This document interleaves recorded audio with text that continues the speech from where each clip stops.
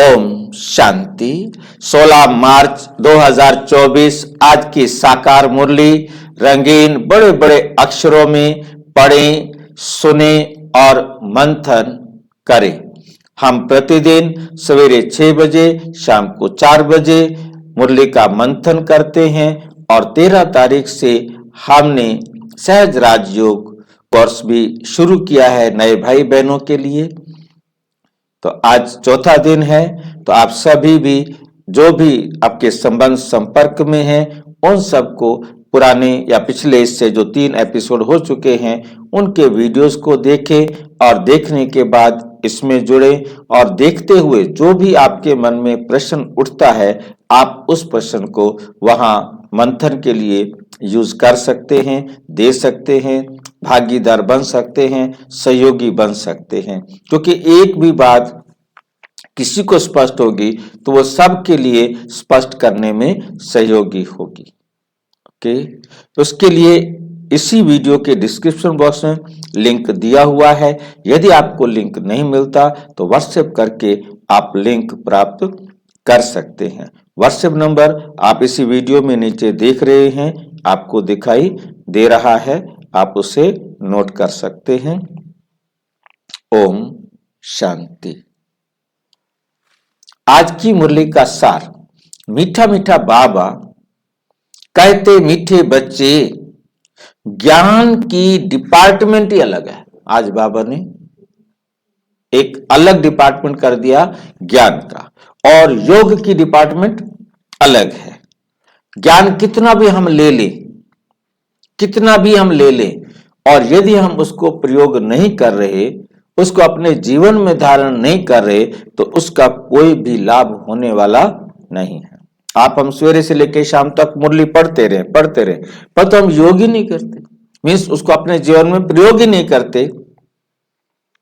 योग से आत्मा सत्व प्रधान होती है, ज्ञान से नहीं। ज्ञान ले लिया परंतु उसको प्रयोग नहीं किया तो वो सत्व प्रधान नहीं बनेगी। अब योग के लिए क्या चाहिए? एकांत। योग के लिए एकांत की जरूरत है। तो इसलिए उन्होंने क्या किया, योग के लिए पहाड़ों पर, जंगलों में, जहां कोई भी ना हमें तंग करे, या कमरे में, मैंने बहुत सारे देखे, पर 4 दीवारी बनाकर जिसका दरवाजा नहीं रखा, मतलब अंदर मैंने जो है ना 2 महीने, 4 महीने, 6 महीने रहना है और उसके बाद ही बाहर आना है। मतलब ऐसे ऐसे मतलब कठिन तपस्या करने वाले भी जो है ना रहे। तो कहने वाला उन्होंने एकांत का मतलब क्या समझा? जहां कोई और ना आए। और यहां हम क्या समझते हैं एकांत का मतलब? हम लाखों की भीड़ में यदि हम एक बाप का ही कहना मान रहे हैं तो हम एकांत में, तो हम योग में, हमारा संबंध परमात्मा के साथ जुड़ा हुआ है। हम परमात्मा का ही कहना माने, बस। हमारी तो सोच ही अलग कर दी है बाबा ने। अब तक सोच होती थी कि हम एकांत में रहे, कमरे में जाकर बैठे, कमरे में कोई भी ना हो, बाबा रूम में जाकर बैठे। ये झगड़ा ही खत्म कर दिया। बाबा कहता है लाखों की भीड़ में आप सिर्फ एक परमपिता परमात्मा का, शिव बाबा का ही कहना मान रहे हो तो आप एकांत। आप दुनिया में और किसी का कहना मान ही नहीं रहे, आपके लिए वो है ही नहीं। आप उनका कहना मान रहे हो जो सारे संसार का मालिक है। तो आपका सारे संसार के मालिक से कनेक्शन जुड़ा हुआ है, ये योग है। तो सारा कुछ बदल रख दिया, नई पढ़ाई है ये। प्रश्न, स्थायी याद रहने का आधार क्या है? हमारी याद एकदम परमानेंट रहे उसके लिए क्या आधार है? तुम्हारे पास जो कुछ भी है, तुम्हारे पास जो कुछ भी है उसे भूल जाओ, वो मेरा नहीं। अब वो किसको दे दिया हमने? तन मन धन, ये तीनों हमने बाबा को दे दिए। अब इसको मेरा कहते हैं देने के बाद भी यदि हम सारे कहते हैं हाँ ठीक है, तन मन धन बाबा को दे दिया, पर तो उसके बाद यदि मैंने बोल दिया मेरा शरीर मेरी आंख, तो क्या है, मैंने नहीं दिया, मैंने नहीं दिया। मुझे एक ही बहन आज तक मिली है जो मैंने देखा, वो कभी भी नहीं बोलती, वो बोलती है मुझ आत्मा, मैं आत्मा। मतलब वो हर बात में मेरा मतलब शरीर को कहकर नहीं, मुझ आत्मा की ये आंख, मुझ आत्मा के द्वारा, मुझ आत्मा के द्वारा, मतलब सारा दिन अपने आप को आत्मा समझती है, ठीक नहीं, मैं आत्मा, मैं आत्मा। मतलब कभी भी वो ऐसे भाषण कर रही होगी, ऐसे नहीं बोलेगी कि मैंने किया, मैंने ऐसे कहा, नहीं, मुझ आत्मा ने या मुझ आत्मा से परमात्मा ने ये काम करवाया। मतलब इतना उसको रहता है हर वक्त। उसे भूल जाओ, जो कुछ भी तुम्हारा है उसे क्या करो, भूल जाओ। शरीर भी याद ना रहे, शरीर भी याद ना रहे, सब ईश्वरीय सेवा में लगा दो, सब कुछ बाबा को दे दो। ये है मेहनत, यही है मेहनत। इस कुर्बानी से याद स्थायी रह सकती है। ये सब दे देंगे तो याद स्थायी रह सकती है। तन को बाबा को दे दिया तो क्या बाबा क्यों याद रहेगा, कैसे याद रहेगा? बाबा के कहे अनुसार इस शरीर को खिलाना पिलाना उठाना कर्म कराना इलाज कराना जो कुछ भी कराना है वो बाबा की श्रीमत के अनुसार कराएंगे, क्योंकि उसका शरीर है। मैं तो इस शरीर का क्या हूं, ट्रस्टी हूं। मैं इस घर का ट्रस्टी हूं। ट्रस्ट, ये घर भी किसका है, बाबा का है। कुछ भी करना है तो बाबा से पूछना है, बाबा के डायरेक्शन पर हर काम करना है। मेन बात है कि हमारी बुद्धि में ये रहे कि मुझे हर एक्ट परमपिता परमात्मा की डायरेक्शन पर करना है, तो मुझे बाबा याद है, मुझे बाबा याद है। इस कुर्बानी से याद स्थायी रह सकती है। इस कुर्बानी से याद क्या रह सकती है, स्थायी रह सकती है। तुम बच्चे प्यार से बाप को याद करेंगे तो याद से याद मिलेगी। बाबा भी करंट देंगे, करंट से ही आयु बढ़ती है। आत्मा एवर हेल्दी बन सकती है। आत्मा क्या बन सकती है, एवर हेल्दी बन सकती है। ओम शांति। अब योग और ज्ञान दो चीजें हैं। बाप के पास ये बहुत बड़ा खजाना है, ज्ञान का बहुत बड़ा खजाना है जो बच्चों को देते हैं। बाप को जो बहुत याद करते हैं उनको करंट जास्ती मिलती है। वे जितना बाबा को याद करेंगे उतनी शक्ति मिलेगी, उतनी बैटरी चार्ज होगी, उतना संस्कार पक्के बनेंगे, क्योंकि याद से याद मिलती है। ये बात नहीं समझ में आई, क्योंकि याद से याद मिलती है। हम याद करते हैं, हमारे लिए कानून है कि हमने बाबा का कहना मानना है, यही है ना। हम बाबा को याद कर रहे हैं, अब बाबा क्या करेगा, उससे याद क्या मिलेगी? क्या वो हमारा कहना मानेगा? वो कहना तो नहीं मानेगा, फिर क्या करेगा? फिर उसकी याद हमें कैसे मिलेगी? मैच हो जाएगा ना दोनों, हाँ दोनों का मैच हो जाएगा ना। बाबा की भी जो यहाँ श्रीमत है और हम उसी श्रीमत पे चलेंगे तो दोनों की मैच नहीं होगी। वो तो मैच तो हो गई, तो हमें क्या मिलेगा? भाई हमें तो शक्ति भी हाँ जी, जो बाबा के गुण है वो हमें जो बाबा ने समझाया है वो याद आएगा। मतलब जब कोई समस्या आएगी, क्योंकि हम बाबा की श्रीमत पर हर काम करते हैं, जैसे ही समस्या आएगी तो हमें उसका सॉल्यूशन बाबा की श्रीमत के अनुसार याद आ जाए। हमारा जो प्रॉब्लम है वो सॉल्व होगी, क्योंकि बाबा की श्रीमत हमको याद आ जाएगी, क्योंकि हमें दूसरी तरफ देखने की आदत नहीं है। यदि हमारे पास दूसरी तरफ देखने की आदत है, जैसे आज हर मनुष्य की आदत है कि वो तुरंत कुछ भी हो लिखो गूगल में, गूगल बताएगा, ठीक है नहीं, और वहां 10 सॉल्यूशन मिल जाएंगे, फिर उन 10 में से सोचेगा किसका करूं।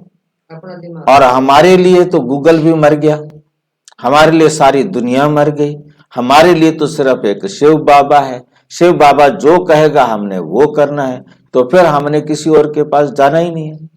हमने बाबा कहा और बाबा की श्रीमत का, है जी, समय पे श्रीमत याद आएगा। हाँ, मतलब हमने बाबा कहना है और तो कुछ कहना नहीं। बाबा जैसे ही बाबा याद आएगा, बाबा की बताई हुई बातें याद आएंगी और हम उसको तुरंत हल कर देंगे।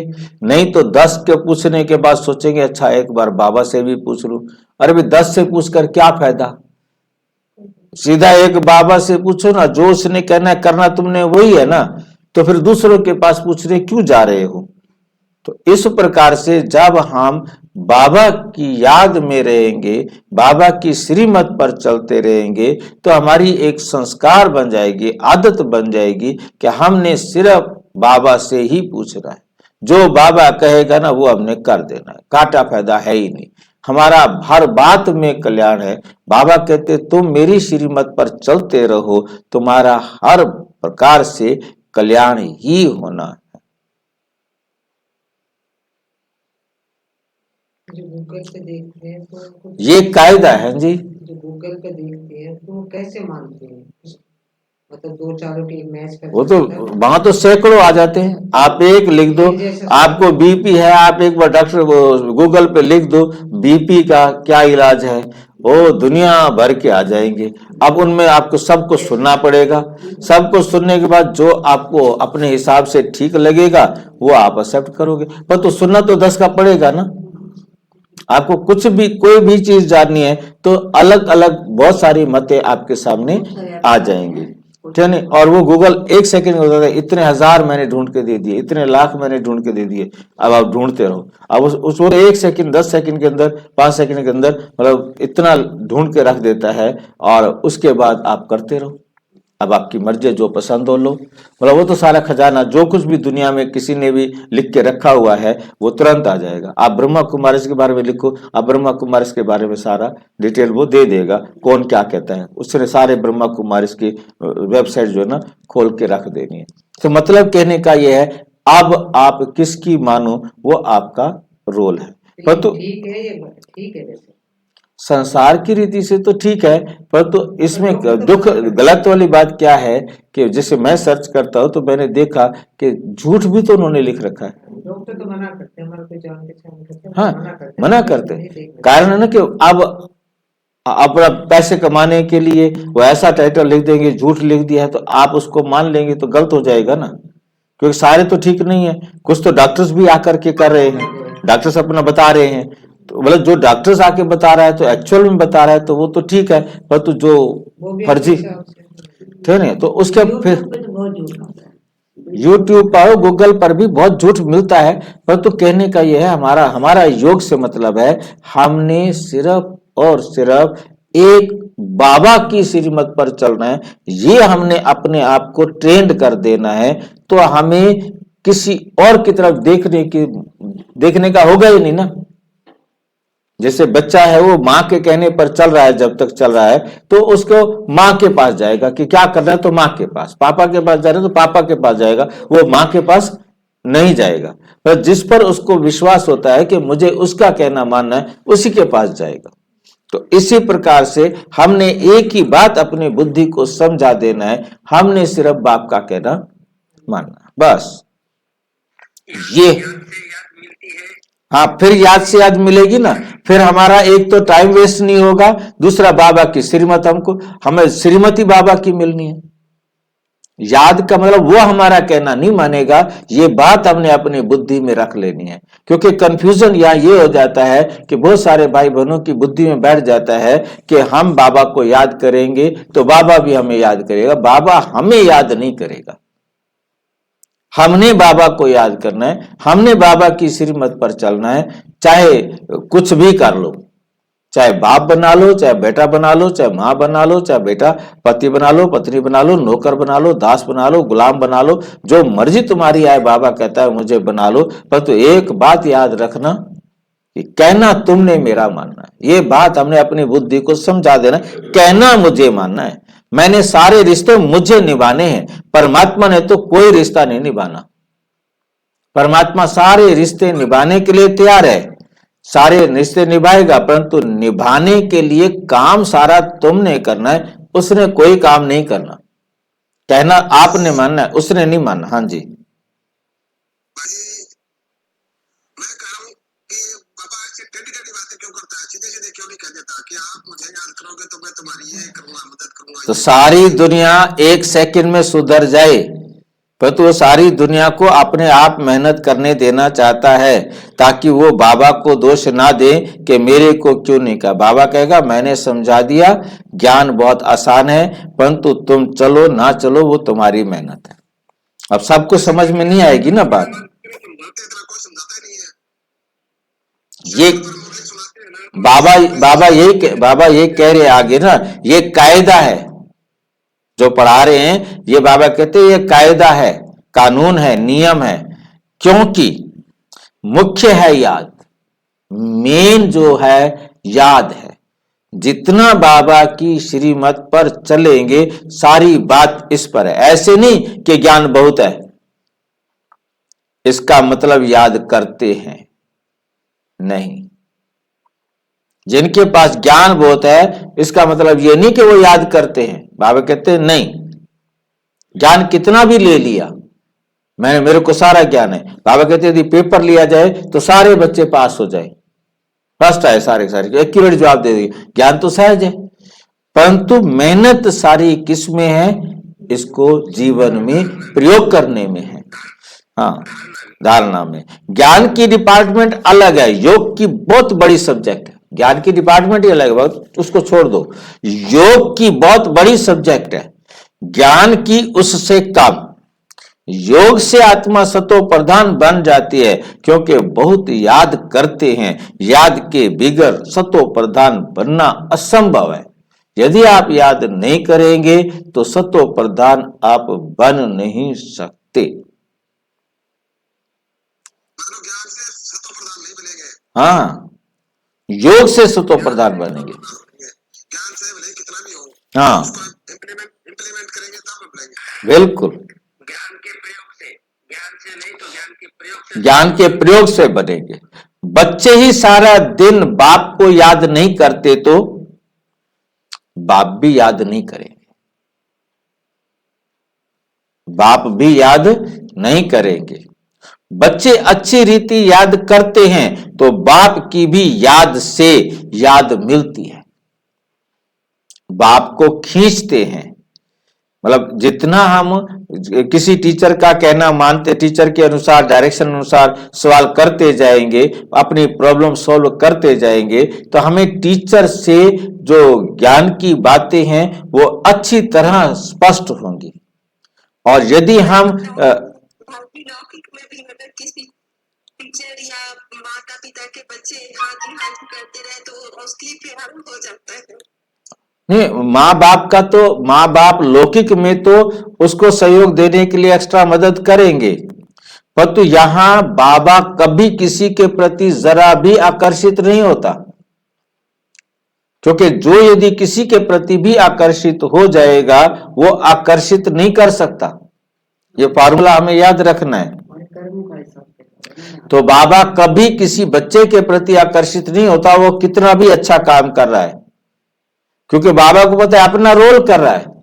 बाबा कहते हैं मेरे प्रति भी ज्यादा आकर्षित होने की जरूरत नहीं है, मैं भी अपना रोल कर रहा हूं, मेरा कोई थैंक यू करने की जरूरत नहीं है, मैं भी अपना रोल प्ले कर रहा हूं, परंतु मेरी श्रीमत पर चलना में ही आपका कल्याण है, इसलिए आपने मेरे सिवाय और किसी को याद नहीं करना। थैंक यू करना तो भाई जी मेहनत है ना एक। हैं जी, थैंक यू करना तो एक मेहनत में आता ना। हाँ, बाबा कहते मेरे को जरूरत नहीं है, थैंक यू करने से क्या है। डॉक्टर सुई लगाता रहता है, बच्चा थैंक यू बोलता रहता है, क्योंकि वो सिखाया गया है थैंक यू। दर्द भी हो रहा है, फिर भी वो डॉक्टर को क्या करेगा, थैंक यू बोलेगा। उसको रटवा दिया है कि जो भी कोई तुम्हें कुछ दे उसको थैंक यू करना है, दुख दे चाहे सुख दे, उसको धन्यवाद करो, रोता भी रहेगा। में चलो अपने आप थैंक यू हो जाएगा। हाँ, बाबा की श्रीमत पर चलते चले आप खुशी, आप एक भी डायरेक्शन बाबा का मिस नहीं कर रहे हैं, तो यही परमात्मा का सम्मान है। बाप भी, दुनिया वाला लौकिक बाप भी यही कहता है, बेटा मेरा कहना तो तू मानता नहीं, तो बाप का सम्मान तो यही है कि उसका कहना माने। ये भी बना बनाया खेल है, जिसको अच्छी रीति समझना है। याद के लिए बहुत एकांत भी चाहिए। पिछाड़ी में आने वाले जो ऊंचा पद पाते हैं उसका आधार भी याद है। आएंगे लेट, परंतु आकर के बस बापरी बुद्धि में सेट कर लेंगे कि हमने बाबा की श्रीमत पर ही चलना है। तो एक बार तो पूरी श्रीमत की लिस्ट बता दो ना। श्रीमत मुरली सारी है, इतनी सारी मुरलियों में यही तो बताया है कि अपने आप को आत्मा समझ करके किसी को भी ना सुख दुख लेना है, ना दुख देना है, और सुख लो सुख दो, इसी में सारा आ जाता है। उन्हें याद बहुत रहती है, याद से याद मिलती है। जब बच्चे बहुत याद करते हैं तो बाप भी बहुत याद करते हैं, वे कशिश करते हैं, कहते हैं ना बाबा रहम करो, बाबा रहम करो। तो बस बाबा जो है ना हर बच्चे पर क्या करते हैं, रहम, कृपा करो। इसमें भी चाहिए याद। अच्छी तरह याद करेंगे तो ऑटोमेटिकली वे कशिश होगी, करंट मिलेगी। आत्मा को अंदर आता है कि मैं बाबा को याद करती हूं, तो वह याद एकदम भरपूर कर देता है। मतलब बाबा को याद करते हैं तो हम क्या हो जाते हैं, भरपूर हो जाते हैं। हमारे पास कोई कमी नहीं रहती, कोई प्रश्न नहीं रहता, कोई दुख नहीं रहता, कोई चिंता नहीं रहता, क्योंकि जिस समय हम बाबा की श्रीमत पर हैं। ज्ञान है धन, याद से फिर याद मिलती है, जिससे हेल्दी बन जाते हैं, पवित्र बन जाते हैं। इतनी ताकत है जो सारे विश्व को पवित्र बना देते हैं। इसलिए बुलाते हैं बाबा आकर पतितों को पावन बनाओ। बाबा आकर पतितों को क्या करो, पावन बनाओ।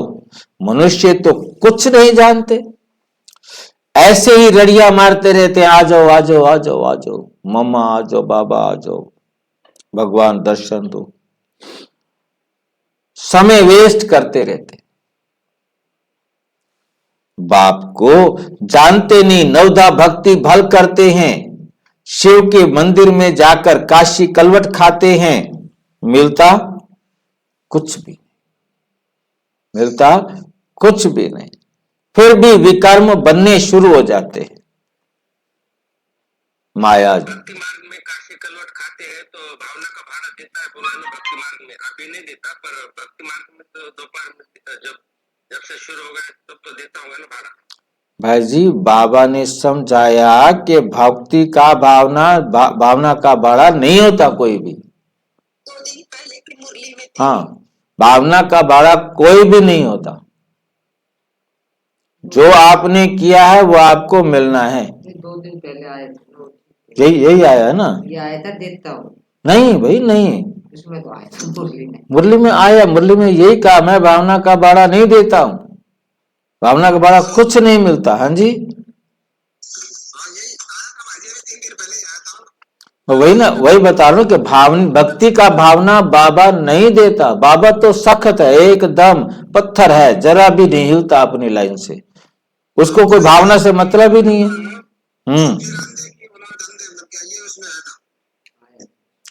क्या आया था,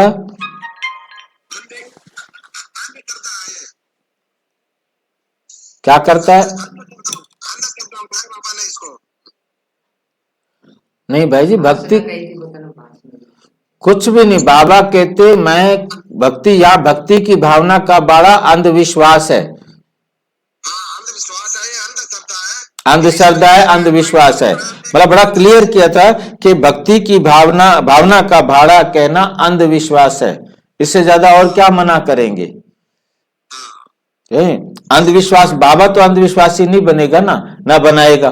तो बाबा तो हमारे अंधेरे को दूर करेगा ना। फिर उसका टाइटल मिलता है अंधे की औलाद अंधे। हाँ, अंधे की औलाद अंधे।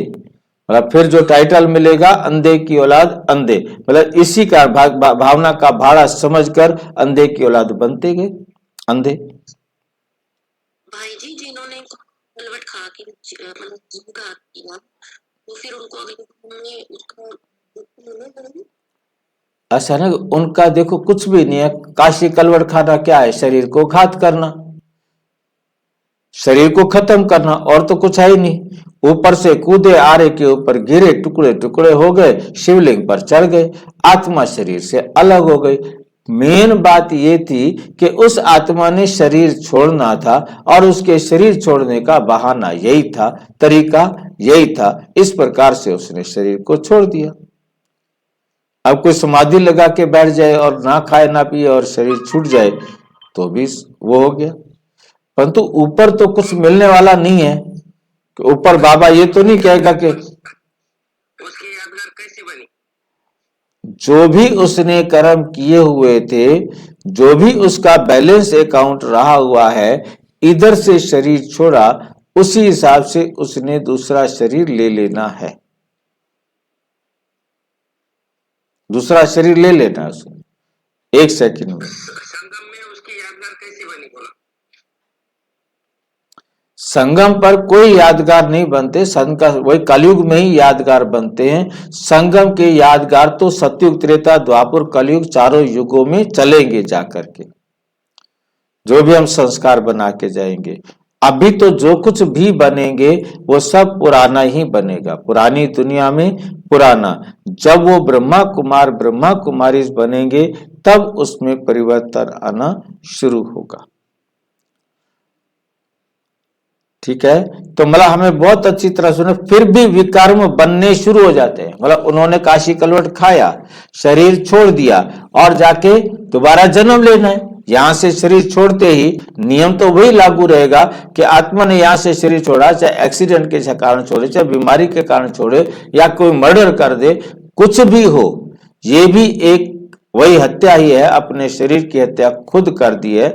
अब उसके बाद जैसे ही आत्मा ने शरीर छोड़ा तो आत्मा सीधा उस मां के पास गई जहां उसने जाकर पाठ बजाना है।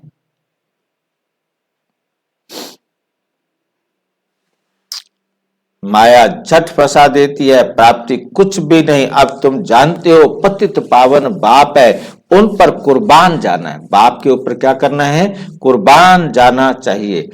वे समझते हैं शिव शंकर एक है, वो समझते हैं शिव शंकर एक है, ये भी अज्ञान है। यहां बाप बार बार कहते हैं, बाप बार बार कहते हैं, मन मना भव, मुझे याद करो तो तुम पवित्र बन जाएंगे। मुझे याद करेंगे तो तुम पवित्र बन जाएंगे।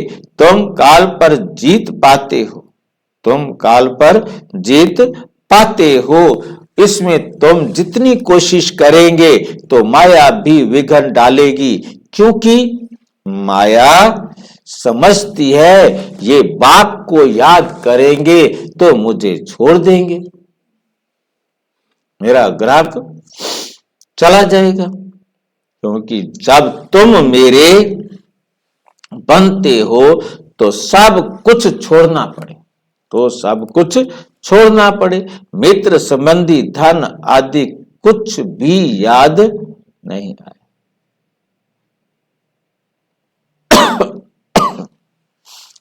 लाइन समझ में आई? मेरा बनोगे तो मित्र संबंधी आदि सब धन जो कुछ भी है दुनिया में, अपना जिसको कहते हो, वो सारा छोड़ना पड़ेगा। चाहे राजी खुशी छोड़ो, चाहे रो करके छोड़ो। एक कथा है, कहते लाठी छोड़ो, तुम मरने वाले, मरने के समय पे हो, लाठी भी यदि तुम उठा के चलोगे तो तुम लाठी फिर तुम्हें अंत में याद आएगी, तो तुम फिर लाठी पढ़ना पड़ेगा या लाठी के साथ जाना पड़ेगा।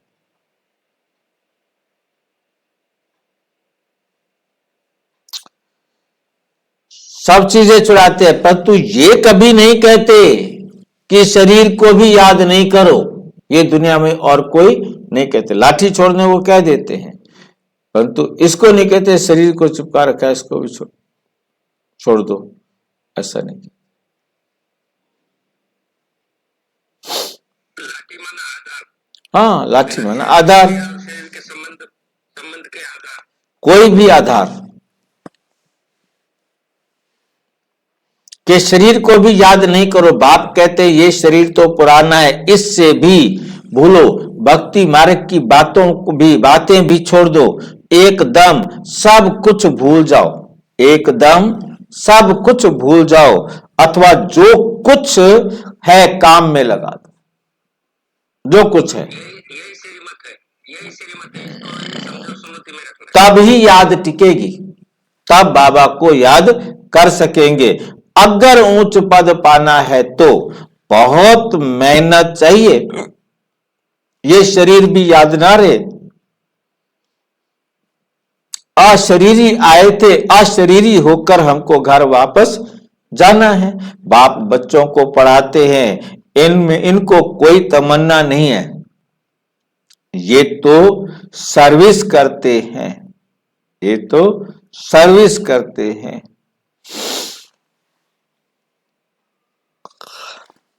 बाबा जो है कहते मैं तो सिर्फ सेवा करने आया हूं, मेरे को कुछ नहीं चाहिए तुम्हारे से। बाप में ही तो ज्ञान है ना, ये बाप और बच्चे का खेल है इकट्ठा।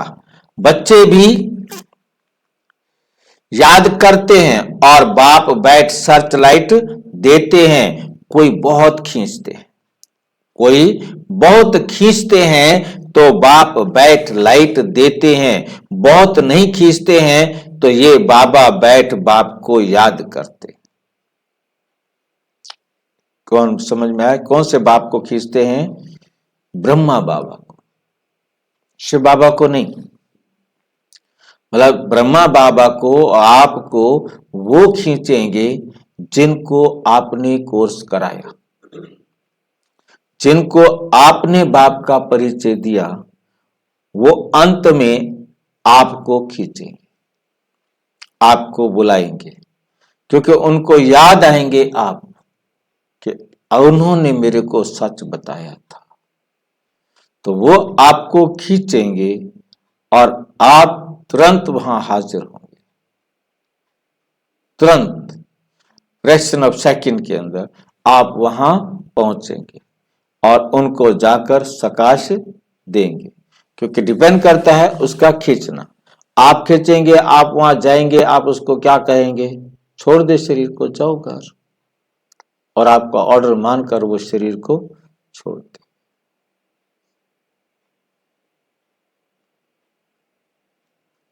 ठीक है, तो हमें समझ में आया कि बाबा ब्रह्मा बाबा को जो है ना कशिश करते हैं वो आत्माएं जिनको बाबा के द्वारा ज्ञान मिला।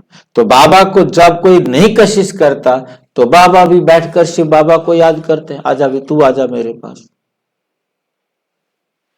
ठीक है क्या?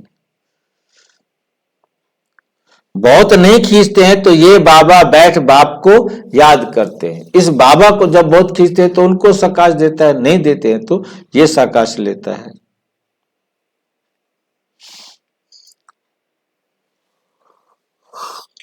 कई बार कोई सिचुएशन, हाँ जी, कई बार कोई सिचुएशन आती है तो हमें ये भी कई बार जैसे कई चेहरा याद आ जाता है कि भाई जी ने ऐसे कहा। हर एक को दादी ने कुछ बताया था, हमने कई बार एग्जांपल दिया कि दादी उनको याद आएगी, दादी ने जिनको कुछ अच्छी बात बताई थी। सास कुछ कह के गई थी, ऐसा हो तो ऐसे कर लेना। अब सास तो चली गई है, पर तो वो जब सिचुएशन आई है तो सास याद आती है कि वो ऐसे कह के गई थी। ठीक है ना? ज्ञान तो बाबा का है, तो बाबा को याद करने के लिए जब बाबा को याद करेंगे तो बीच में बिचौलिया याद आता है। तो बाबा कहते बिचौलिए को भी याद नहीं करना है, क्योंकि डायरेक्शन शिव बाबा का है। ये फुरना लग जाता है। बाबा को किसी को करंट देनी होती है, जैसे विश्व किशोर भाई बहुत बीमार हुए, मतलब तो बाबा को मैसेज आया कि बच्चे को रात नींद नहीं आई, तो ब्रह्मा बाबा ने सारी रात जागकर उस आत्मा को साकाश दिया और उसको सारी रात बहुत अच्छी नींद आई।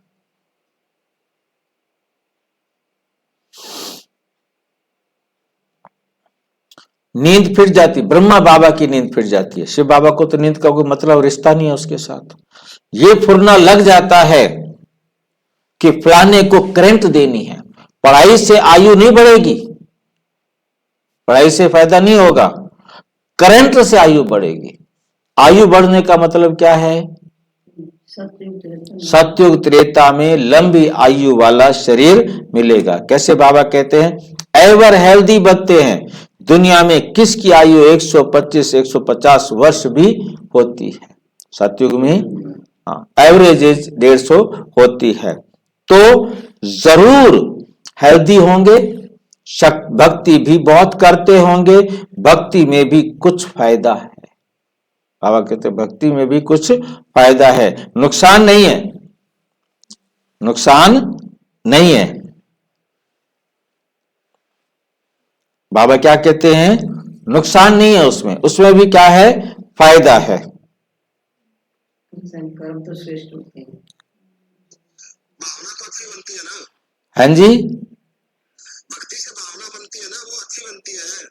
हाँ, फिर भी मतलब जो पूरे वर्ल्ड के अंदर सर्वे किया गया तो पाया गया कि जो भक्ति करते हैं ना, जो नहीं भक्ति करते उनसे अच्छे हैं। दूसरे अच्छे भक्ति करते वो है।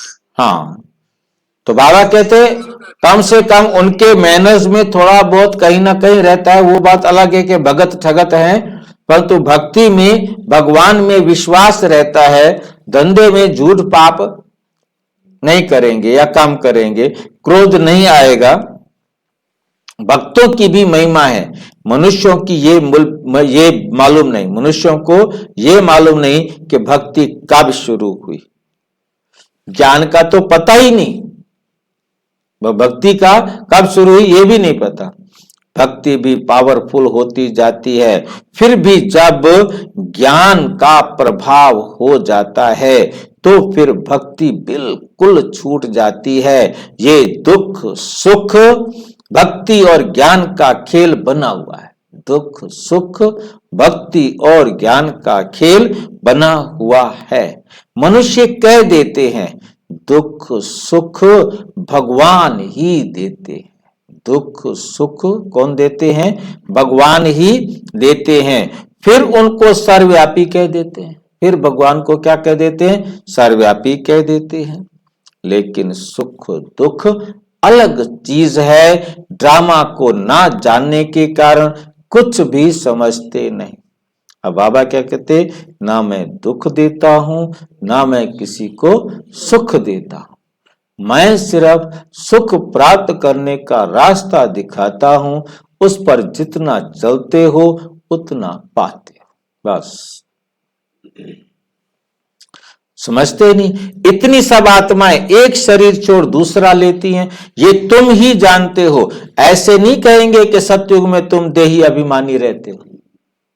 ऐसा कोई दुनिया का ग्रंथ नहीं कहता कि सतयुग में तुम देही अभिमानी रहते हो। वहां सुख होते हैं, सुखों का वर्णन बहुत किया है, ठीक है। मुसलमान तो कहते हैं वहां पर शराब मिलेगी, अब सराय मिलेंगी, मतलब दुनिया भर के वो सुख, दुनिया वाला सुख ही वहां स्वर्ग में वर्णन करते हैं। सतयुग में तुम देही अभिमानी रहते हो, ये तो अब बाप सिखलाते हैं, ऐसे देही अभिमानी बनो। अपने को आत्मा समझ बाप को याद करना है, पवित्र बनना है। वहां तो है ही पवित्र सुख धाम। सुख में कोई याद नहीं करते, भगवान को याद करते हैं। दुख भगवान को याद कब करते हैं? दुख में। देखो ड्रामा कितना वंडरफुल है। जिसको तुम नंबरवार जानते हो, जिसको तुम नंबरवार जानते हो, ये जो पॉइंट्स लिखते हैं वे भी भाषण के समय रिवाइज करने के लिए मुरली के पॉइंट्स नोट करते हैं ना, तो वो भी क्या होता है, अच्छे पॉइंट्स नोट करके, ताकि भाषण में वो यूज कर सके। डॉक्टर वकील भी पॉइंट्स नोट करते हैं, डॉक्टर वकील भी पॉइंट्स नोट करते हैं। अब तुमको बाप की मत मिलती है, अब तुमको क्या मिलती है? बाप की मत मिलती है, तो फिर रिवाइज भी करना चाहिए। भाषण करने के समय इसमें तो है बाबा की प्रवेशता। बाप तुमको समझाते हैं तो ये भी सुनेंगे, ये पॉइंट्स नहीं सुनाते तो मुझे क्या पता जो तुमको समझाऊं। बाप कहते हैं ये बहुत जन्मों के अंत का जन्म है, ब्रह्मा और विष्णु का चित्र भी है। तुम राजाई में चलते हो, सिर्फ नंबरवार जितना याद करते हैं, धारणा करते हैं, उतना पद पाते। बाप कहते हैं गुये बातें सुनाता हूं, तुम नई पॉइंट्स नोट करो, नई पॉइंट्स नोट करो। पुरानी काम में नहीं आएंगी, भाषण के बाद फिर याद आएगा कि ये पॉइंट्स अगर समझाते तो बुद्धि में ठीक बैठ जाती। तुम सब ज्ञान के स्पीकर हो, परंतु नंबरवार पुरुषार्थानुसार सबसे अच्छे महारथी हैं। बाबा की बात अलग है। ये बाप दादा दोनों इकट्ठे हैं। मम्मा सबसे अच्छा समझाती थी। बच्चे संपूर्ण मम्मा का साक्षात्कार भी करते थे। कहाँ जरूरी होता है तो बाप दादा भी प्रवेश कर अपना काम कर लेता था। ये सब समझने की बातें हैं। पढ़ाई फुर्सत के समय होती है। पढ़ाई कब होती है? हम सारे फुर्सत में है ना, यहाँ बैठे तो फुर्सत में है। जिनको फुर्सत नहीं है वो थोड़ा आते हैं, वो कहते हैं भाई नहीं अब भी टाइम नहीं है, अभी ये काम खत्म हो जाएगा ना फिर मैं कोर्स करूंगा, फिर मैं पढ़ने आऊंगा। डॉक्टर राजेंद्र प्रसाद उसके पास भी गए, तो कहा अभी तो है ना क्या करूं, बहुत काम है ना, रिटायर हो जाने वाला हूं, फिर मैं रोज आऊंगा। ना आया फिर। भाई जी संपूर्ण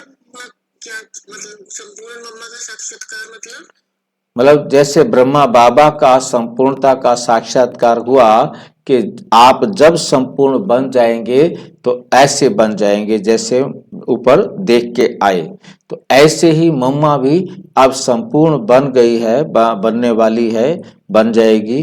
पर ऐसा उनको भी उस समय साक्षात्कार का पार्ट होता था ना, तो वो देखते थे और बताते थे कि मम्मा तो अब संपन्न बन गई है। ये सब समझने की बातें हैं। पढ़ाई फुर्सत के समय होती है। सारा दिन तो धंधा आदि करते हैं, विचार सागर मंथन करने के लिए फुर्सत चाहिए। मतलब ये जगदीश भाई जी ने अपने अनुभव में लिखा है कि जगदीश भाई ने लिखा कि मुझे लगा कि अब तो बाबा जाने वाला है, और ये बात ब्रह्मा बाबा को पता लग गई, समझ में आ गई। उसने मुझे भेज दिया एक दिन पहले, मुझे कहा कि तुम जाओ दिल्ली। अब जाओ दिल्ली तो ऊपर से तो मैं आ गया, पर तू नीचे आकर के आबू रोड पर बैठा हूं, मेरा दिल कर नहीं, पर तू क्या करूं, आदेश ऑर्डर इज ऑर्डर, तो मैं नहीं जाता। परंतु बाबा जाने वाला है, तो उसके बावजूद भी जगदीश भाई दिल्ली से आ गए। और फिर यहाँ का लिखा, उस टाइम लैंडलाइन होती थी, मतलब लैंडलाइन फोन होता था, और लैंडलाइन भी एक था पांडव भवन में। अब इधर कमरे में दादी गुलजार सोई हुई है, उसको भी पहले भेज दिया था, और इधर इस कमरे में मैं हूं, और बाहर जो है ना सेंटर में फोन रखा हुआ है, घंटी बज रही है, और हमें समझ में आ रहा है कि बाबा चला गया। अब फोन उठाए क्या करे, मतलब तो मतलब कहने क्या कि हम देख रहे हैं, हाँ मतलब ये समझ रहे, मतलब ये बात उन्होंने लिखा क्योंकि उनको पता लग गया था, ब्रह्मा बाबा को भी समझ में आ गया है, उनको भी समझ में आ गया है। उसके बाद भी संपूर्णता भी अब तो बाबा ने जाना ही जाना है। गुलजार को भी इसलिए भेज दिया कि इसको भी पता लग गया है, इसको भी पता लग गया, इनको दोनों को भगाओ यहां से, मतलब पाठ को पाठ के हिसाब से प्ले करना है। तो इस पर ये नहीं मालूम था ब्रह्मा बाबा को कि मैं इस टाइम चला जाऊंगा, परंतु ये समझ में आ गया था कि अब मेरा जाने का समय नजदीक है। तभी उन्होंने दादी प्रकाश मणि को वहां रखा और उसको सारा कुछ समझा दिया कि यहाँ ये करना है, यहाँ ये करना है, और यहाँ ये करना है। और उसके बाद चलते हुए चलते चलते जैसे बताते जा रहे, बाबा चले जाएगा तो संभाल लेंगे ना जी बाबा, ना तो करना नहीं था, ना सिखाया ही नहीं, तो उससे भी जी बाबा करवा लिया। तो मतलब कहने का ये ना कि बहुत अच्छा अनुभव, मतलब कि क्योंकि संपूर्णता का सबको पता लग रहा था। बाबा को पता है कि मम्मा जा रही है, उसके बाद भी बाबा क्या कह रहा है, बैठो, नहीं मम्मा मेरे से पहले नहीं जा सकती, सारे योग लगाएंगे, सारी रात जागेंगे। मतलब ये सारी बातें बाबा खेल अच्छी तरह से पूरा किया, क्योंकि ये तो पता था कि मम्मा नहीं आनी। शमशान तक जाते जाते कोई रास्ते में चुपचाप चलेंगे बाबा की याद में, यदि कोई भी याद में नहीं रहा तो मम्मा नहीं आएगी। मतलब मम्मा उठ सकती है, मम्मा आएगी, शमशान से भी वापस लेके आएंगे मम्मा को। मतलब अब इसे क्या कहोगे, ब्रह्मा बाबा को कुछ पता नहीं था क्या? सब पता था, सब जानते थे। मतलब कहने का कि विचार सागर मंथन, ये भी तो बाबा के साथ मिला हुआ है ना। शिव बाबा जैसे सारे राज एक साथ नहीं खोलता, धीरे धीरे धीरे समझाता है, ऐसे ही जो है ना सारे हैं, सारे मिले जुले हैं ये। अब हमें सबकी चालें समझ में आ रही हैं। विचार सागर मंथन करने के लिए फुर्सत चाहिए। अब खाली बैठे हो ना तब फुर्सत, जो भागने की वो कैसे करेगा? विचार सागर मंथन नहीं कर सकते, एक दूसरे के साथ चर्चा नहीं कर सकते। शांति चाहिए। समझो कोई को करंट देनी है, कोई अच्छी सर्विस करने वाला है, बच्चा है, तो उनको मदद करनी है, तो उनकी आत्मा को याद करना पड़ता है। भला बाबा ब्रह्मा बाबा अपना अनुभव बता रहे हैं सकाश का, मतलब बहुत समझने वाला है कि ब्रह्मा बाबा अपना अनुभव बता रहे हैं सकाश देने के लिए। जैसे कोई बच्चा है, कोई प्रोग्राम उसको दिया है, अब उसको यहां बैठे बाबा ने उसको सकाश देना है, तो ब्रह्मा बाबा बता रहे हैं उनकी आत्मा को याद करना पड़ता है। अब उसकी आत्मा को याद करने के लिए पहले तो उसका शरीर याद करूंगा ना, बिना उसके शरीर के मैं उसकी आत्मा को कैसे याद करूंगा? शरीर को याद कर फिर आत्मा को याद करना है। ये युक्ति रचनी है, ये तरीका है, ये विधि है। बाबा कहते ये युक्ति अपने अंदर बनानी है। साकाश आत्मा को देना है, पर तू याद कैसे करेंगे? उस आत्मा को ही देना ना, विशेष आत्मा को देना है ना। हाँ, सर्विसेबल बच्चे को तकलीफ है तो उनको मदद करनी है। उसको कोई दिक्कत आ गई है, कोई कठिनाई आ गई है, तो बाबा तो यहां से जानी जाना नहार ब्रह्मा बाबा तो समझ जाते कि किस बच्चे को कहां तकलीफ हो सकती है, क्योंकि उनकी स्टेज इतनी ऊंची पहुंच चुकी है। तो बाप को याद करना है, मतलब ब्रह्मा बाबा ने, यीशु बाबा की बात नहीं है, बाप को याद करना है, फिर खुद को भी आत्मा समझ कुछ ना कुछ उनकी आत्मा को भी याद करना है। मतलब उस आत्मा को साकाश देना है कि इस प्रॉब्लम को ऐसे सोल्व करो, तो तभी वो करेगा ना। करना तो उसने है, और करना तो शिव बाबा ने नहीं है, करना तो ब्रह्मा बाबा ने नहीं है। आप साकाश देने वाले ने उसकी जगह पर कुछ करना नहीं है, करना तो उसने है, करना तो उसने है, परंतु आपने उसको विधि देनी है, ये करो, ऐसे करो। ये संकल्प आपने उस आत्मा की बुद्धि तक पहुंचाना है। निमित्त है, ड्रामा अनुसार करना उसको है। ये हमें हर वक्त रहे, हम क्या हैं? निमित्त है, करना उस आत्मा को है। क्या करेगा क्या नहीं करेगा वो उसके पार्ट पर निर्भर करता है। हमें निश्चिंत रहना है। खुद संकल्प देना भी होगा क्या? हाँ जी संकल्प देना उस आत्मा को। भाई जी, जो ज्ञान हम मुंह से सुनाना चाहते हैं और वो नहीं सुना सकते, आज हमारे पास टेलीफोन है, किसी को कोई प्रॉब्लम है, हम तुरंत उसे फोन करके बता सकते हैं कि ऐसे कर लो, ये भी साकाश देना है, पर तो ये हमने बोल करके दिया।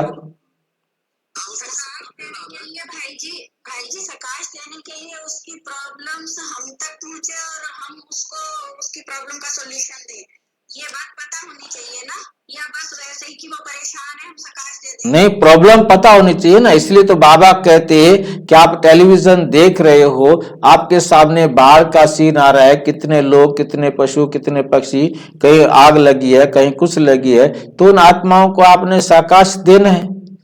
जब तक आपको पता, या तो देखो कि आप इतने न्यारे प्यारे बन चुके हो, फरिश्ता बन चुके हो, आप उनको करें।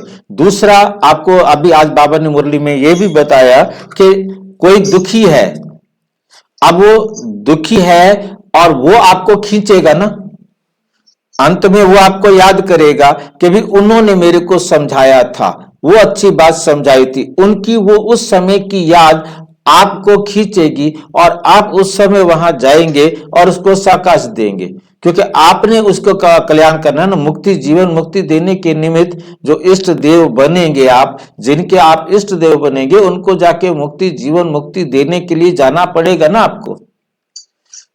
तो उस सेकंड आपके पास भी ये गुण डेवलप हो जाएगा कि आप उस आत्मा तक जाएं और उस आत्मा को इशारा देंगे और उसे लगेगा हाँ ठीक है, और वो अपने शरीर को तुरंत छोड़ देगा।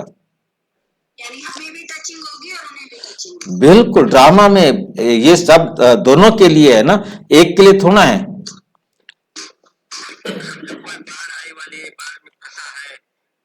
उसको नीचे आने नहीं आ रहा, ऊपर जाने नहीं आ रहा, ऐसा है, तो हम उस टाइम पे कैसे सकाश देंगे, क्या सकाश देंगे? देखिए, ड्रामा अनुसार आपको टच करेगा, अंतिम सबको एक ही आपका एक ही संकल्प होगा, छोड़ दो इस शरीर को, बस आपने कहना है छोड़ दो शरीर को, वो छोड़ देंगे शरीर को। वो किसी चीज के अंदर फंसे पड़े हैं, आप उनको कहेंगे छोड़ दो इसको, वो आपका एक इशारा मान लेगा, छोड़ देगा बस तुरंत, और उसको कुछ नहीं करना। और परमधाम तभी जो उसके अकाउंट क्लियर होंगे। हाँ, अकाउंट भी क्लियर होना है, निमित्त भी किसी ने बनना है ना। छोड़ेगा तो तभी जब उसका अकाउंट क्लियर होना है, पर तो उस अकाउंट क्लियर करने में संबंध हमारे कैसे बनेंगे? हमारे संबंध तो इसी आधार पर बनेंगे ना, इस देवता ने क्या करना है, किसी देवी देवता ने किसी को क्या करना है, जो देना है वो ज्ञान के अनुसार उसे दे दिया। बाबा कहते हमारा नयों को देना होता है दान, और आपस में ब्रह्मा कुमारों का क्या होता है, सहयोग, और सहयोग होता है मंथन करना। हम सहयोग करते हैं, हम आपस में एक दूसरे को सहयोग देते हैं। अब हम मंथन करने में सहयोग देते हैं, फिर हम अगले सतयुग में इसी आधार पर मिल करके हम अपने जीवन को चलाने में सहयोगी बनेंगे। हम उसको कहेंगे कि बाबा तू शरीर छोड़ के निकल जा, हाँ, दुनिया वाले उसको बचाने की कोशिश करेंगे, दुनिया वाले उसको राशन देंगे, उसको लाने की कोशिश करेंगे, बचाएंगे, हम बोलेंगे कि आप उसका शरीर छोड़ दो। देखिए, आपका पार्ट आपने बजाना है, उन्होंने अपना पार्ट बजाना है। भाई, जिन्होंने उसको स्थूल धन की सेवा करनी है, स्थूल सुविधाओं की सेवा करनी है, वो भी तो अपना हिसाब किताब बराबर करेंगे ना। परंतु बेस्ट किसका है? नहीं, बेस्ट किसका है? बेस्ट तो हमारा ही होगा ना, हम उनको घर ले जा रहे हैं।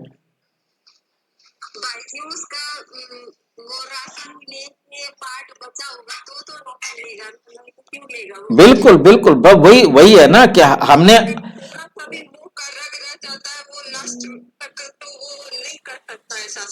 बिल्कुल बिल्कुल, जो जो उसका पार्ट है उसने अपना पार्ट बजाना है और हमने अपना पार्ट बजाना है। हमारा अपना पार्ट है कि हम खुद भी परम धाम जाएं और पवित्र होकर जाएं, श्रेष्ठ चरित्रवान बन के जाएं, और वो भी जाएं। अब जाएगा हर एक अपनी अपनी योग्यता के अनुसार। स्पीकर होना है। हम्म। ये मनीषा बहन है ना, बर्तन साफ कर रही है किचन में, इनका स्पीकर होना है, इनका यह जैसे सर्च लाइट देना होता है, ऐसे नहीं सिर्फ एक जगह बैठ याद करना है। चलते फिरते भोजन खाते भी बाप को याद करो।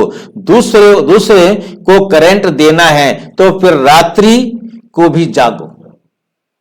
बच्चों को समझाया है, सवेरे उठकर जितना बाप को याद करेंगे उतना कशिश होगी।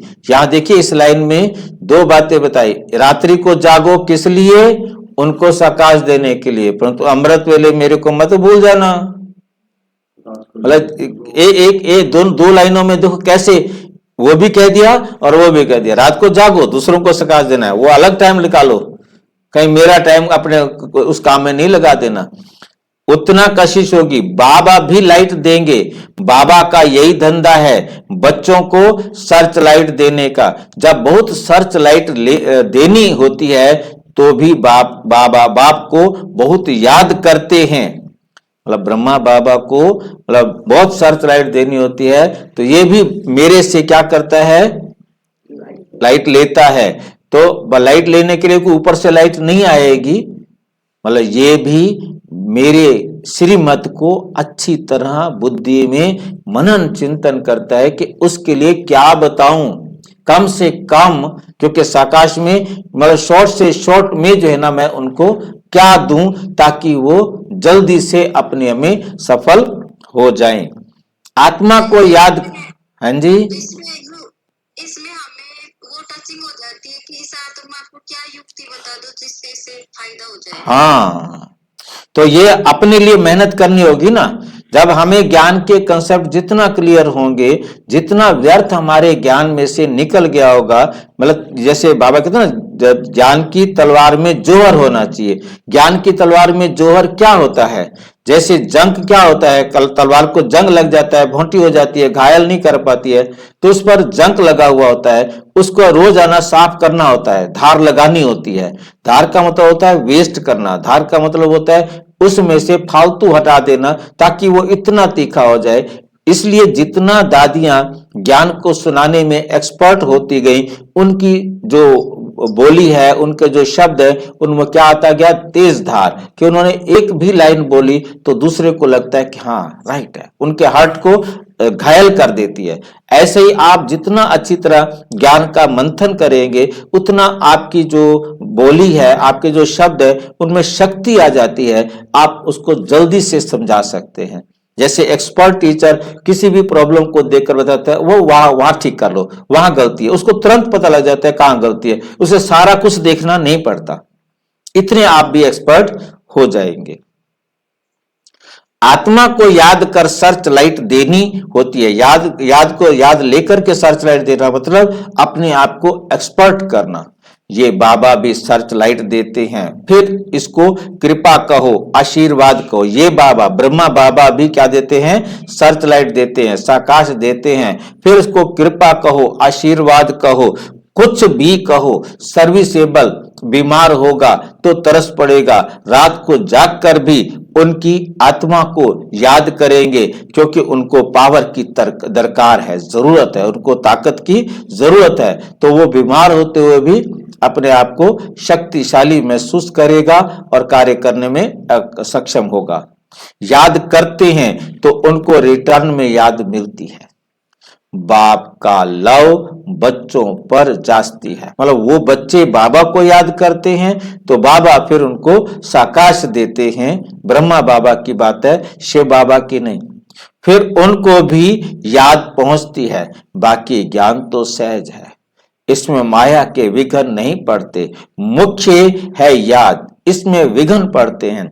याद से बुद्धि सोने का बर्तन बन जाती है जिसमें धारणा होती है। कहावत है, शेरनी का दूध सोने के बर्तन में ठहरता है। शेरनी का दूध सोने के बर्तन में ठहरता है।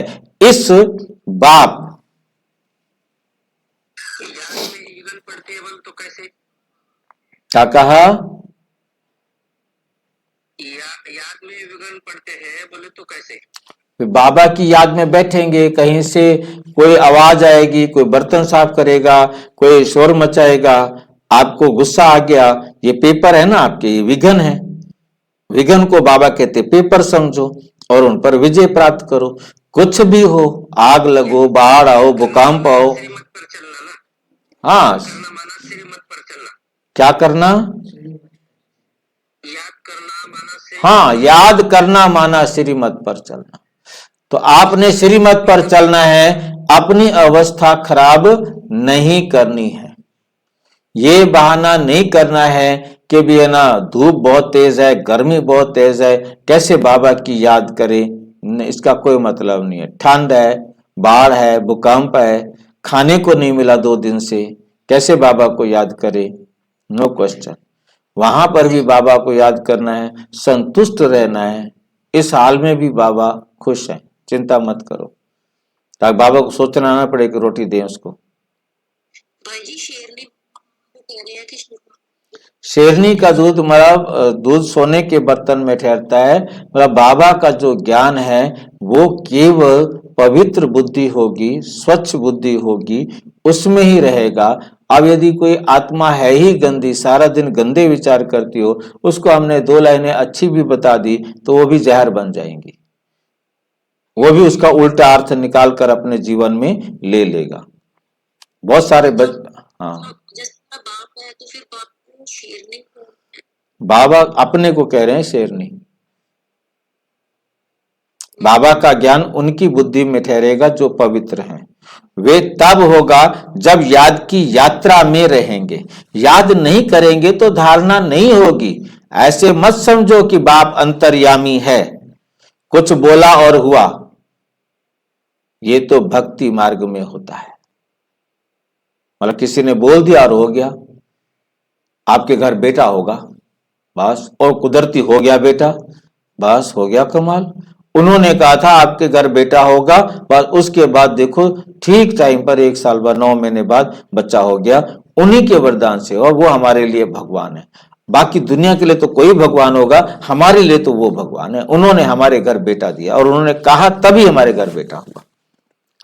ये भक्ति मार्ग में होता है। बाबा कहते बच्चा हुआ तो कहेंगे गुरु की कृपा, और अगर नहीं हुआ तो कहेंगे ईश्वर की भावी। फिर गुरु को नहीं कहते वे तुम्हारी हमारे ऊपर कृपा नहीं है, हमारे घर बच्चा नहीं हुआ। फिर कहेंगे भगवान की भावी, आपने तो वरदान दिया था परंतु भगवान चाहता नहीं, क्योंकि आपसे ऊपर तो भगवान है, तब भगवान ऊपर है और दे दिया। तो रात दिन का फर्क है। तुम बच्चों को ड्रामा का राज तो बाप ने अच्छी रीति समझाया है, तुम भी पहले नहीं जानते थे। यह है तुम्हारा मर जीवा जन्म, अभी तुम जानते हो हम देवता बन रहे हैं। तुम इस टॉपिक पर समझा सकते हो कि ये लक्ष्मी नारायण को राज्य कैसे मिला, फिर कैसे गंवाया, सारी हिस्ट्री ज्योग्राफी हम आपको समझाएंगे। ये ब्रह्मा भी कहते हैं हम लक्ष्मी नारायण की पूजा करते थे, गीता पढ़ते थे। बाबा ने जब प्रवेश किया तो सब कुछ छोड़ दिया। शिव बाबा ने जब प्रवेश किया तो फिर ब्रह्मा बाबा ने सब कुछ छोड़ दिया। साक्षात्कार हुआ, बाबा ने कहा मुझे याद करो तो विकर्म विनाश होंगे। इसमें गीता आदि पढ़ने की बात नहीं, बस बाप इनमें बैठा है, ये सब कुछ छुड़ा दिया। कभी शिव का दर्शन करने के लिए मंदिर में नहीं गए, फिर कभी शिव के मंदिर में दर्शन करने नहीं गए। भक्ति की बातें एकदम उड़ गई, ये नॉलेज बुद्धि में आ गई। रचना और रचना के आदि मध्य अंत की बाप को जानने से तुम सब कुछ जान जाते हो। तुम वंडरफुल टॉपिक्स लिखो जो मनुष्य वंडर खाएं, भागे सुनने के लिए। मंदिर में जाकर कोई से भी पूछो, जब ये लक्ष्मी नारायण विश्व के मालिक थे तो और कोई धर्म नहीं था, भारत ही था। फिर तुम सतयुग को लाखों वर्ष कैसे कह सकते हो, कह देते हो, जबकि कहते हैं क्राइस्ट से 3000 साल पहले पैराडाइज था, स्वर्ग था। फिर लाखों वर्ष कैसे हुए? लाखों वर्ष में तो ढेरों के ढेर मच्छरों सदृश हो जाए। भाई 5000 साल के अंदर भारत पूरे वर्ल्ड की हालत ये हो गई है कि मनुष्यों के रहने की जगह नहीं है। और यदि अभी लाखों साल चलनी है तो क्या होगी? 40,000 वर्ष हो रहे हैं तो कोई 40,000 तो कहते ही हैं, 4,32,000 साल का है। तो मैं लाखों वर्ष में तो ढेरों के ढेर मच्छरों सदृश हो जाएंगे। थोड़ी भी बात सुनाओ तो वंडर खाएंगे, परंतु जो इस कुल के होंगे, कितनी लाइन क्लियर है, परंतु जो इस कुल के होंगे उन्हों की बुद्धि में ये बातें, ये ज्ञान बैठेगा। नहीं तो कहेंगे ब्रह्मा कुमारियों का वंडरफुल ज्ञान है। भाई जी, आप जो कैलकुलेशन करते हैं 4,32,000, हाँ जी, 360 की संख्या कहाँ से लाते हैं आप? ऐसा है कि हमारे जो हिंदू कैलेंडर कहो या सनातन धर्म का कैलेंडर कहो, ये चंद्रमा के हिसाब से चलता है, और जो अंग्रेजों का कैलेंडर है वो सूरज के हिसाब से चलता है। और हमारे जो चंद्रमा के जो दिन हैं वो होते हैं 27 पॉइंट कुछ। तो 27 पॉइंट कुछ होने पर जो है ना, वो जब गुणा करते हैं तो इसलिए आप देखते हो कि त्योहार कभी आगे चले जाते हैं, पीछे चले जाते हैं। उसका कारण यही होता है कि हमारे महीने के दिन जो है ना हर साल लगभग 8-10, 8-9 के करीब बढ़ जाते हैं, बच जाते हैं। तो अगले एक दिन 8-9 एक त्योहार जो है ना 8-9 दिन का फर्क पड़ता है हर साल में।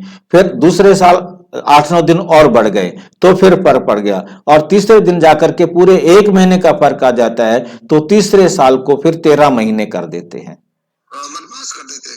मलमास में 13 महीने कर देते हैं ना। जो 8-9 दिन एक हर साल बचते जाते हैं तो तीसरे साल एक महीना और बन जाता है, समझिए।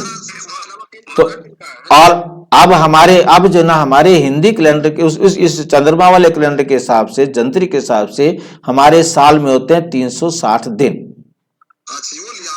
हाँ, तो इसलिए हमारे कैलेंडर के हिसाब से 360 दिन होते हैं, उनके कैलेंडर के हिसाब से वो होते हैं। हाँ, तो वो हाँ, तो इस प्रकार से 360 से जो है ना कहते हैं हमारे कैलेंडर साल के 360, तो 360 से गुना किया।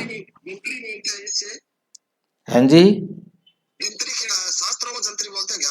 जंत्री पंडितों के पास पतरा नहीं होता। अच्छा, पतरा इसको बोलते हैं आप? हाँ, पतरा, जंत्री, यही नाम दिए जाते हैं उनको ना। ठीक है।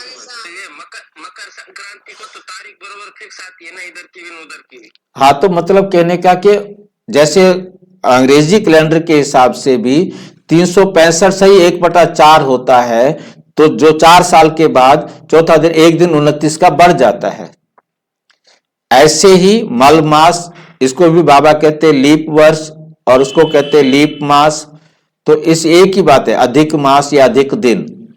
तो मतलब ये कहने का है कि साल त्योहार तो जो चक्र है वो तो वही रहेगा ना, पर तो हमारा जो कैलेंडर है वो तो 360 का हो गया ना।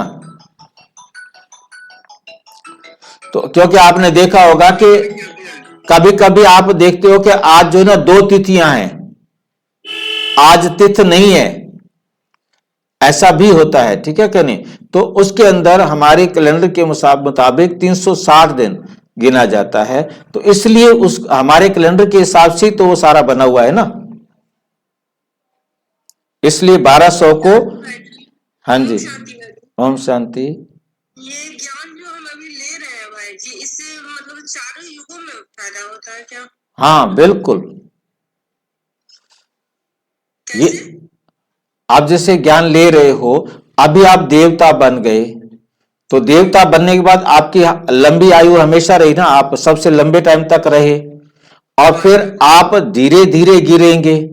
आप जैसे मान लो 100 से आपने जाना है 1 तक, 0 तक, तो आपकी स्पीड उतनी कम रहेगी ना। अब जो आएंगे लेट, उन्होंने लेट आकर के 0 तक जाना है, तो उनकी स्पीड बढ़ती जाएगी। उनको दुख जो सुख है उनका, वो हमारे उस समय के सुख के बराबर ही होता है। जैसे मान लो कि हम द्वापुर में आए, तो द्वापर तक जो भी हम नीचे गिरे, जिस स्टेज पर हम पहुंचे, वो जन्म लेंगे, वो उनकी स्टेज और हमारी स्टेज उस समय बराबर होगी। अब उनको वो सुख नहीं मिल सका जो हमने सतयुग त्रेता में ले लिया। अब उनको वहां से 4 स्टेजेस में गुजरना है, और जबकि हमें 2 स्टेजेस हमारी खत्म हो चुकी हैं, हमने वो 2 स्टेजेस में ही पूरा करना है। तो हमारी स्पीड जो है ना बहुत स्लो होती है, उनकी स्पीड फास्ट होती है गिरने की। तो ये फायदा है ना, फिर देवता हम जाकर के उनके इष्ट देव बनेंगे, पर तो वो तो इष्ट देव नहीं बनेंगे ना हमारे। धर्म पिताएं आएंगे, मतलब उनका हमें लास्ट तक बाबा कहते अब देखो कि तुम्हारी ही पूजा होती है, और अंत में जब मैं आता हूं तो तुम ही मेरे पास सबसे पहले पढ़ने के लिए आते हैं, वो तो ना पढ़ने आएंगे शिव बाबा के पास पहले। तो पूरे कल्प में इसका फर्क पड़ा ना। बाकी सब आत्माएं बाबा के पास पढ़ने के लिए नहीं आ सकेंगी, जो द्वापर के बाद आने वाली हैं पढ़ेंगी, परंतु बाबा के पास डायरेक्ट परमात्म ज्ञान नहीं ले सकेंगे। तो इसलिए बाबा, हाँ, पूरे कल्प में हम श्रेष्ठ हैं। ये ब्रह्मा कुमारियों का वंडरफुल ज्ञान है, मतलब जिनको ज्ञान नहीं बैठेगा ना वो कहेंगे ज्ञान बड़ा वंडरफुल है, इसमें समझने की बुद्धि चाहिए। मुख्य बात है ही याद की। स्त्री पुरुष एक दो को याद करते हैं, ये आत्मा याद करती है परमात्मा को। इस समय सब रोगी हैं, अब निरोगी बनना है। ये टॉपिक भी रखो, बोलो आप जो घड़ी घड़ी बीमार पड़ते हो तो हम आपको ऐसी संजीवनी बूटी देंगे जो तुम कभी बीमार नहीं पड़ेंगे। अगर हमारी दवाई अच्छी तरह काम में लाएंगे तो कितनी सस्ती दवाई है, 21 पीढ़ी सतयुग त्रेता तक बीमार नहीं होंगे। ये है ही स्वर्ग। ऐसी पॉइंट्स नोट कर लिखो। तुम सब सर्जनों से भी बड़ा अविनाशी सर्जन तुम्हें ऐसी दवाई देंगे जो तुम भविष्य 21 जन्मों के लिए कभी बीमार नहीं पड़ेंगे। अभी है संगम, ऐसी बातें सुनकर मनुष्य खुश होंगे। भगवान भी कहते हैं मैं अविनाशी सर्जन हूं, याद भी करते हैं हे पतित पावन अविनाशी सर्जन आओ, अब मैं आया हूं, तुम सबको समझाते रहो, अंत में आखिर सब समझेंगे जरूर। बाबा युक्तियां बताते रहते हैं। अच्छा, मीठे मीठे सिक्की लदे बच्चों प्रति माता पिता बाप दादा का याद प्यार और गुड मॉर्निंग। रूहानी बाप की रूहानी बच्चों को नमस्ते। हम रूहानी बच्चों की रूहानी बाप दादा को नमस्ते नमस्ते नमस्ते। धारणा के लिए मुख्य सार नंबर 1, बाप से सर्च लाइट लेने के लिए सवेरे सवेरे उठ बाप की याद में बैठना है। रात्रि को जागकर 1-2 को करंट दे मददगार बनना है। अपना सब कुछ ईश्वरीय सेवा में सफल कर इस पुराने शरीर को भी भूल बाप की याद में रहना है। पूरा कुर्बान जाना है, देही अभिमानी रहने की मेहनत करनी है। देही अभिमानी रहने की मेहनत करनी है। वरदान, स्वदर्शन चक्र द्वारा माया के सब चक्रों को समाप्त करने वाले माया जीत भव। अपने आप को जानना अर्थात स्वयं का दर्शन होना, और चक्र का ज्ञान जानना अर्थात स्वदर्शन चक्रधारी बनना। जब स्वदर्शन चक्रधारी बनते हो तो अनेक माया के चक्र स्वतः समाप्त हो जाते हैं। देह भान का चक्र, संबंध का चक्र, समस्याओं का चक्र, माया के अनेक चक्र हैं। 63 जन्म इन्हीं अनेक चक्रों में फंसते रहे।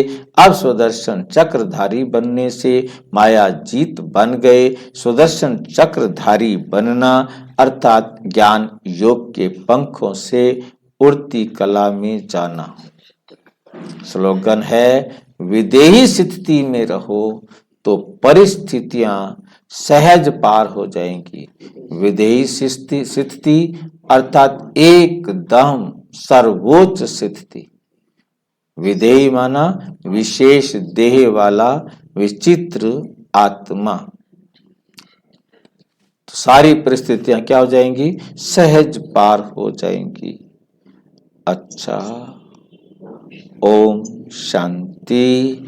और विस्तार से जानने के लिए प्रजापिता ब्रह्मा कुमारी ईश्वरीय विश्वविद्यालय के किसी भी सेवा केंद्र पर संपर्क करें। और यदि कोई प्रश्न है तो 9213106986 पर केवल टेलीग्राम करें।